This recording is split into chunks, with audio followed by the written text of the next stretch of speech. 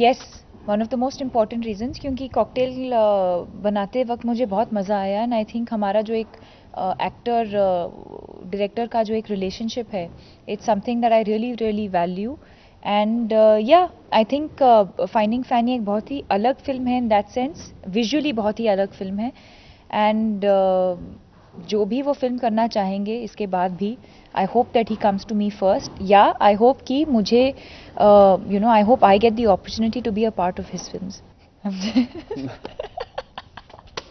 मैं बताऊं एंजी के किरदार के बारे में. उनसे सेवियो के बारे में. किसके बारे में? Savio. Savio. Save yourself now. Angie का किरदार, एंजी का जो कैरेक्टर है, वो अपनी दुनिया में रहती है. She is very happy being in own world. She is caring, she is excited about life, at the same time she is calm. She keeps everybody together. So there are various shades to her in that sense, but she's somewhere, because of circumstances, she's had to curb her enthusiasm and excitement towards life. तो वो अपनी दुनिया में इसलिए ज़्यादा खोई रहती है ताकि she can create her own world. कोई कैरेक्टरलेस है सैवियो, कोई कुछ है ही नहीं. सैवियो बहुत ही जैसे हर जर्नलिस्ट कह रहे हैं कि सैवियो बहुत ही इरिटेबल है. हाँ. बहुत ही इरिटेटिंग है.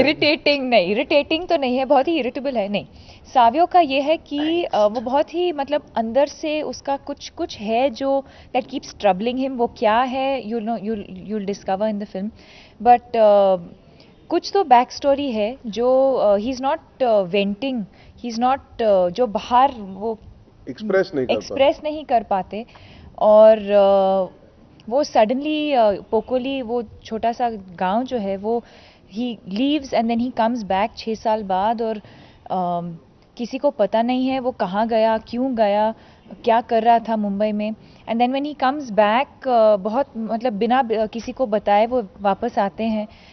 तो उनका कहानी उस तरह से थोड़ा सा अजीब है, बट यू रियलाइज कि he is also quite sensitive. बहुत ही काफ़ी इनोसेंस भी है उसके अंदर. एंड एंजी और सावियो हैव बिन फ्रेंड्स पहले से, बट उनका एक जो दोस्ती है वो बीच में छूट गई, कट हो गई. नहीं, हाँ, छूट गई, क्योंकि वो लाइक आई सेड वो अचानक चले जाता है, और फिर जब वो रिटर्न आता है तो फिर उन दोनों के बीच क्या होता है, कहानी कैसे आगे बढ़ती है. Nervous नहीं, excited. Honestly, to work with people like Pankaj sir, Nasir sir, Dimple ma'am and Deepika, it's exciting. मैं young actor हूँ, मैंने अभी काम शुरू किया to get this opportunity so early in my career. मुझे I felt fortunate and excited. तो जब सेट पे भी पहुंचा, कभी ये नहीं था कि मैं कर पाऊंगा या नहीं. मैं चाहता था कि उनके साथ अच्छा काम करूं, और वो मौका मिला मुझे, and I'm very very happy about that. मैं भी उनको बस देखती रहती थी. मैं आई am very very fond of हर, क्योंकि उन्होंने आज तक मुझे बहुत ही व्हाट डू आई से, बहुत ही प्रोटेक्टिव रहे मेरे मुझे लेकर. बहुत केयर करती हैं. जब when I was moving into my new house, she took me shopping for interiors, she took me out for lunch, और this was during cocktail. So I think during finding Fanny हमारा वो जो एक रिश्ता था पहले से, I think that just became stronger. And even आजकल भी जब भी हम बात करते हैं फ़ोन पे, हमेशा कहती रहती है घर आ जाओ लंच के लिए, डिनर के लिए, just come and spend some time with me. And I am very very fond of her. मुझे लगता है कि उनकी ज़िंदगी में इतना सब कुछ हुआ है. She is a very very strong woman and I respect her for that. हाँ जी, थोड़ा बहुत, क्योंकि when some things are allowed in a trailer but not allowed in a film without any reason, obviously थोड़ा अजीब तो लगता ही है. But I think thanks to awareness created by the media, जो आप लोगों ने बार बार जो आप सवाल पूछते थे, हम लोगों ने सच कह के हमने जवाब भी दिया. आई थिंक वो शायद इट रीच्ड देम, उन तक पहुंची. और व्हाट